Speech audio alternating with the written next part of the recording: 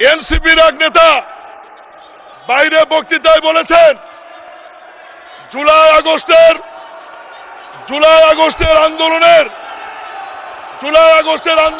মাননীয় সদস্যবৃন্দ,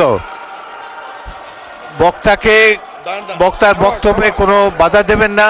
আপনাদের যখন সময় আসবে আপনাদের বক্তব্যের মধ্যে আপনাদের বক্তব্য উপস্থাপন করতে পারেন। এখন তাকে নির্বিঘ্নে বক্তব্য রাখার সুযোগ দেন। জুলাই আগস্টের আন্দোলনে ছাত্র জনতা খেলেছে আর ট্রফি বিএনপি নিয়ে বসে আছে।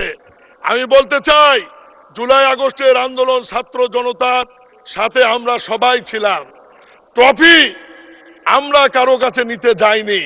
ক্যাপ্টেনকে এটা অন্তর্বর্তীকালীন সরকারের প্রধান ডক্টর ইউনূস চিনে, এই কারণে উনি লন্ডনে গিয়ে আমাদের ক্যাপ্টেন প্রধানমন্ত্রী জনাব তারেক রহমানের কাছে ট্রফি দিয়ে নির্বাচনের তারিখ নিয়ে আসছে। মাননীয় স্পিকার, বিএনপি এমন একটি সংগঠন যারা 3টি আন্দোলনকে ধারণ করে এবং 3টি আন্দোলনের ট্রফি তাদের ঘরে 1971, 1990 এবং জুলাই আগস্ট 3টি আন্দোলনই আমাদের ঘরে।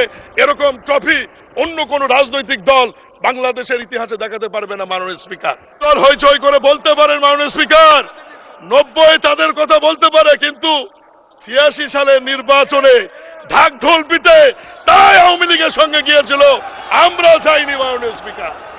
মাননীয় স্পিকার, আজকে আমরা যেমন 71কে ধারণ করি, 1990 এর স্বৈরাচারী বিরোধী আন্দোলনকেও আমরা ধারণ করি।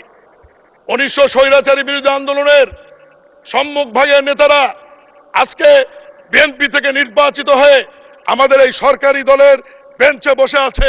জনাব আমানুল্লাহ আমান, খায়রুল কবির খোকন, আবুল খায়ের ভূঁইয়া, বকুল সহ অনেকের কথা আজকে আমরা যারা আছি 90 এর স্বৈরাচারী বিরোধী আন্দোলনের, এখন যদি আমরা বলি বিরোধী দলের বেঞ্চে কি এরকম আছে, ওনারাও দাঁড়িয়ে বলতে পারে, কিন্তু তাদের নাম কিন্তু ইতিহাসে আলোচনায় নাই। আজকে বিএনপি এমন একটি সংগঠন যারা 3টি আন্দোলনকে ধারণ করে এবং 3টি আন্দোলনের ট্রফি তাদের ঘরে 1971, 1990 এবং জুলাই আগস্ট 3টি আন্দোলনই আমাদের ঘরে। এরকম ট্রফি অন্য কোন রাজনৈতিক দল বাংলাদেশের ইতিহাসে দেখাতে পারবে না। মাননীয় স্পিকার, আজকে যদি আওয়ামী লীগের কথা বলি, আওয়ামী লীগ 71 বলতে পারবে, 90 বলতে পারবে, জুলাই আগস্টের ট্রফি কিন্তু তাদের ঘরে নাই। আজকে বিরোধী দলের বন্ধুরা জুলাই আগস্ট বলতে পারবে, 71 এবং 90 এর ট্রফি কিন্তু তাদের ঘরে নাই। একমাত্র দল বিএনপি যাদের ঘরে 1971, 1990, জুলাই আগস্ট 3টি ট্রফি আমাদের ঘরে রয়েছে।